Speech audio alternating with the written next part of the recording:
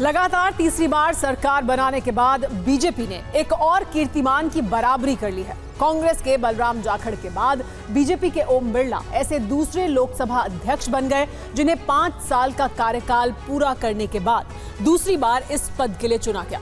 वैसे तो नई सरकार में बहुत कुछ पुराना ही है, मगर नया है तो वो है नेता विपक्ष राहुल गांधी, जिनका अवतार नया है तो नरेंद्र मोदी वही पुराने हैं। ऐसे में सवाल यह है कि क्या अगले 5 साल में सदन के नेता और विपक्ष के नेता में भीषण टकरार होने वाला है।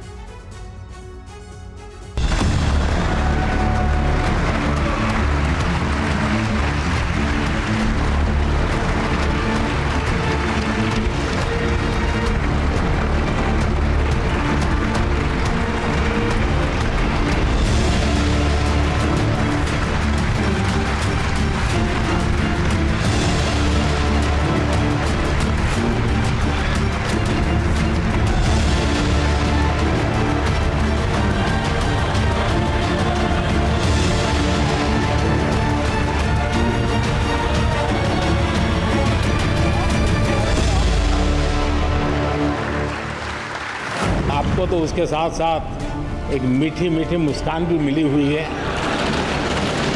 आपके चेहरे को ये मीठी मीठी मुस्कान पूरे सदन को भी प्रसन्न रखती है। And we are confident that by allowing the opposition to speak, by allowing us to represent the people of India, you will do your duty of defending the Constitution of India. आपका अंकुश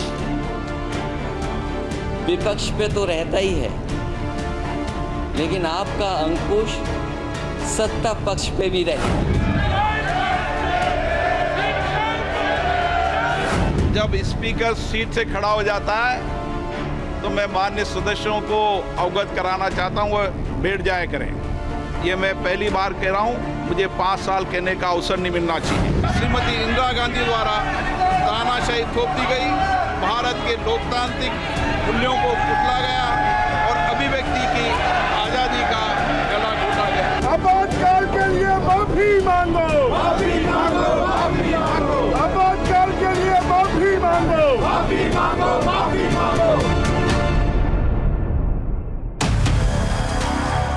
18वीं लोकसभा में सदन के नेता यानी प्रधानमंत्री नरेंद्र मोदी और बतौर नेता विपक्ष राहुल गांधी के हाथ मिलाने का यह मौका पूरे 10 साल बाद आया है। राहुल गांधी के नेता विपक्ष बनने की खबर एक दिन पहले ही आ गई थी। खबर तो यह भी पहले ही पक्की थी कि स्पीकर बीजेपी के ओम बिरला ही बनेंगे, लेकिन विपक्ष ने अपने संख्या बल की नुमाइश की खातिर के सुरेश को उम्मीदवार बनाया। नई लोकसभा के पहले सत्र के तीसरे दिन स्पीकर के चुनाव की कवायद शुरू हुई तो प्रोटेम स्पीकर भृतहरि मेहताब की इजाजत पर सबसे पहले प्रधानमंत्री नरेंद्र मोदी ने ओम बिरला के नाम का प्रस्ताव रखा। मैं प्रस्ताव करता हूं कि श्री ओम बिरला जो इस सभा के सदस्य हैं को इस सभा के अध्यक्ष के रूप में चुना जाए। इस प्रस्ताव का समर्थन रक्षा मंत्री राजनाथ सिंह ने किया। माननीय प्रधानमंत्री जी द्वारा प्रस्तुत प्रस्ताव का मैं समर्थन करता हूं। महोदय, मैं प्रस्ताव करता हूं फिर एक एक कर एनडीए की तरफ से प्रस्ताव और समर्थन का सिलसिला चला। के अध्यक्ष के रूप में उनके नाम का मैं प्रस्ताव करता हूं। उनको स्पीकर के रूप में चुनने के लिए प्रस्ताव देता हूं। इसके बाद विपक्ष की तरफ से सबसे पहले शिवसेना यूबीटी के अरविंद सावंत ने स्पीकर उम्मीदवार के तौर पर कांग्रेस सांसद के सुरेश के नाम का प्रस्ताव रखा। That Shri Kodikundil Suresh, a member of this house, be chosen as the Speaker of the House. I second the motion moved by my letter friends. इस प्रस्ताव का सबसे पहला समर्थन आरएसपी सांसद एनके प्रेमचंदन ने किया। फिर एक एक कर विपक्षी दलों की तरफ से भी अपने उम्मीदवार के पक्ष में प्रस्ताव और समर्थन का दौर चला। इस प्रस्ताव को सेकंड कर। विपक्ष ने उम्मीदवार तो दिया, लेकिन डिवीजन यानी मत विभाजन की मांग नहीं की। ऐसे में ध्वनि मत से ही एनडीए के उम्मीदवार ओम बिरला स्पीकर चुन लिए गए। Shri Om Birla is declared elected as the speaker of this house. अब सवाल ये कि विपक्ष ने स्पीकर के चुनाव में मत विभाजन की मांग क्यों नहीं की, तो अब इसके पीछे की कहानी भी जान लीजिए। कांग्रेस के भीतर दो खेमे थे। एक खेमा चाहता था कि डिप्टी स्पीकर की कुर्सी नहीं मिलने पर स्पीकर के चुनाव में मतदान के जरिए विपक्ष की एकजुटता दिखाई जाए, जबकि दूसरे खेमे का मानना था कि पहले प्रोटेम स्पीकर के लिए और अब स्पीकर के लिए 8 बार के दलित सांसद के सुरेश के नाम को आगे कर संदेश दिया जा चुका है।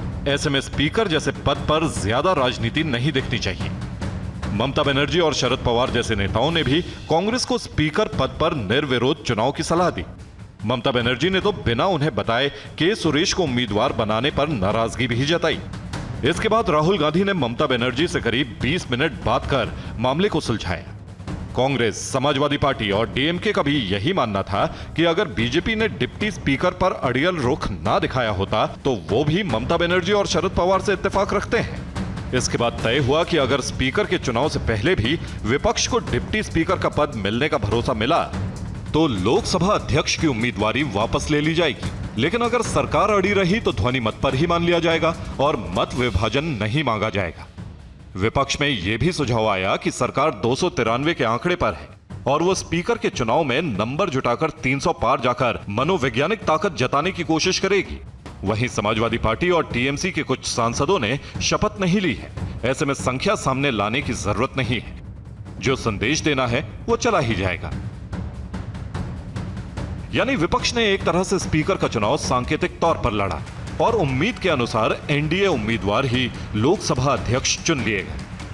प्रोटेम स्पीकर की तरफ से स्पीकर ओम बिरला के चुनाव का ऐलान होते ही रिवाज के मुताबिक प्रधानमंत्री, नेता विपक्ष और संसदीय कार्य मंत्री लोकसभा के नए अध्यक्ष को उनके आसन तक ले गए। आपके चेयर है, आप संभालें।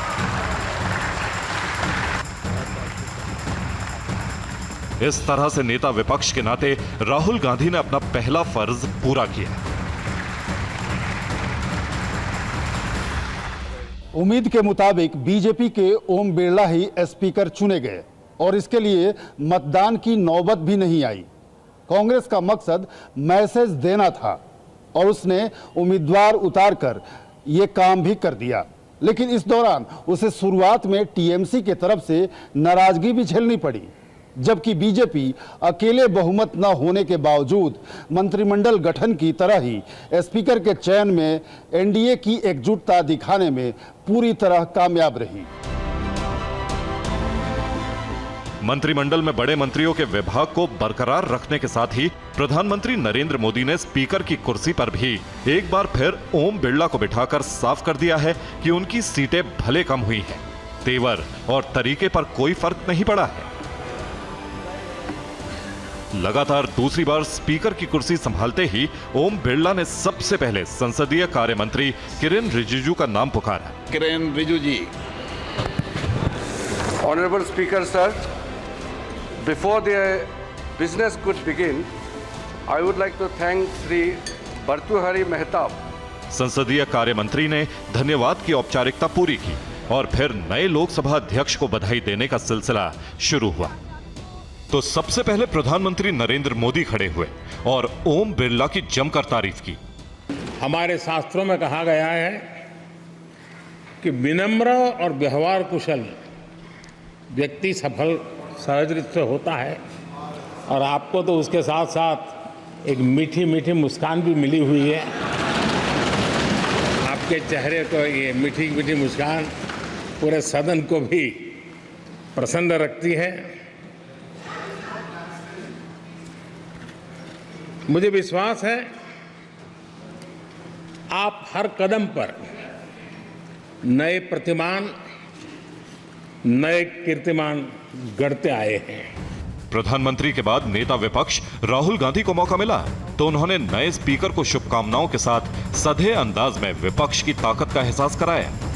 This house represents the voice of India's people, and you, Speaker Sir, are the final arbiter of that voice.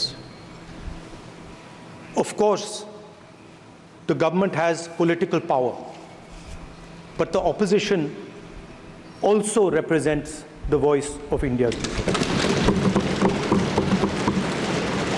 And this time, the opposition represents significantly more voice of the Indian people than it did last time. Rahul Gandhi ने बतौर नेता विपक्ष पहला संबोधन अंग्रेजी में दिया, तो उनके बाद विपक्ष से अखिलेश यादव ने अपनी चिर परिचित शैली और विशुद्ध हिंदी में लोकसभा अध्यक्ष को बधाई के साथ साथ निष्पक्षता की नसीहत दी। निष्पक्षता इस महान पद की महान जिम्मेदारी है। आप लोकतांत्रिक न्याय के मुख्य न्यायाधीश की तरह बैठे हैं। हम सबकी आपसे अपेक्षा है कि किसी भी जनप्रतिनिधि की आवाज दबाई न जाए और ना ही निष्कासन जैसी कार्रवाई दोबारा सदन की गरिमा को ठेस पहुंचाएं। आपका अंकुश विपक्ष पे तो रहता ही है, लेकिन आपका अंकुश सत्ता पक्ष पे भी रहे। अखिलेश यादव का अंदाज चुटाला था, लेकिन तेवर तल्ख। उन्होंने स्पीकर के आसन के पीछे की दीवार में दरार का जिक्र किया, दीवार पर सीमेंट दिखने की बात कही। दरअसल अखिलेश यादव अपने इस बयान से दो संदेश देना चाहते थे। पहला ये कि सत्ता पक्ष और विपक्ष के बीच दूरी और दरार है और स्पीकर की भूमिका इसमें सीमेंट की होती है, यानी स्पीकर सीमेंट की तरह सत्ता पक्ष और विपक्ष को तमाम अहम मसलों पर जनता के हित में जोड़ने और दूरियां मिटाने का काम करें।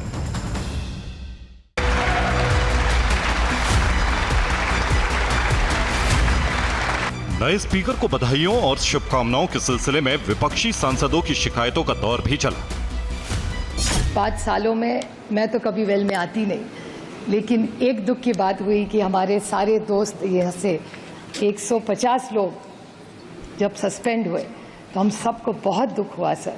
तो हमारी कोशिश रहेगी कि अगले 5 सालों में इस सस्पेंशन का आप ना सोचे। मेरी सिर्फ नए मेंबर्स को एक विनती रहेगी कि बहुत मेहनत करके हम सब यहाँ चुन के आते हैं। स्पीकर के चुनाव और सांसदों की तरफ से उन्हें दी जाने वाली बधाइयों का दौर खत्म हुआ तो प्रधानमंत्री ने लोकसभा में अपने मंत्री परिषद का औपचारिक परिचय दिया। इस दौरान जब उन्होंने शिक्षा मंत्री धर्मेंद्र प्रधान का नाम लिया तो विपक्ष की तरफ से जबरदस्त नारेबाजी भी हुई।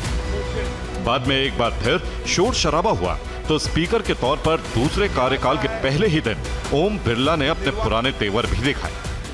जब स्पीकर सीट से खड़ा हो जाता है तो मैं माननीय सदस्यों को अवगत कराना चाहता हूं, वो बैठ जाया करें। ये मैं पहली बार कह रहा हूं, मुझे 5 साल कहने का अवसर नहीं मिलना चाहिए। अंत में स्पीकर ओम बिरला ने आपातकाल की 49वीं बरसी पर प्रस्ताव पेश किया।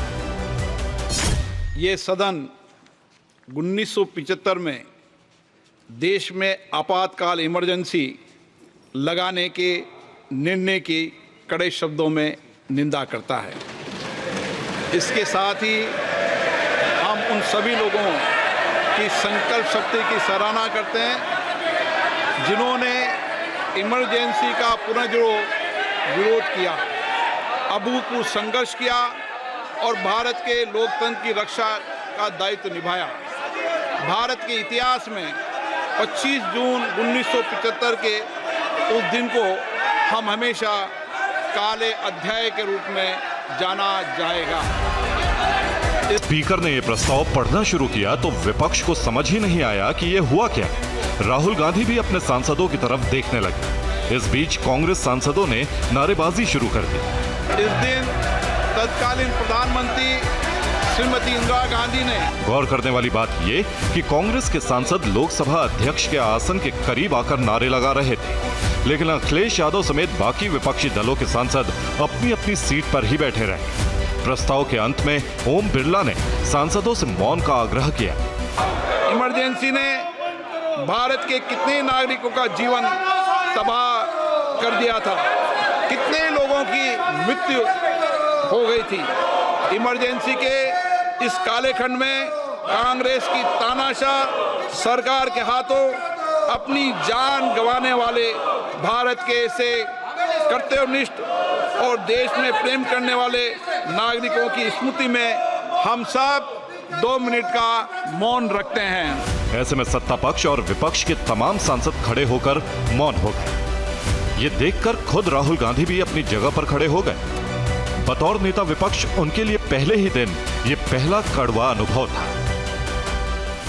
राहुल गांधी 5वीं बार लोकसभा के सांसद बने हैं। वो 4 बार सांसद रह चुके हैं, उसका उन्हें अनुभव है। लेकिन विपक्ष के नेता के तौर पर शरद पवार, अखिलेश यादव और उद्धव ठाकरे सरीके क्षेत्रीय क्षत्रपों को साधना, उनको साथ रखना, हर मुद्दे पर तालमेल बिठाना उनके लिए एक बड़ी चुनौती होगा।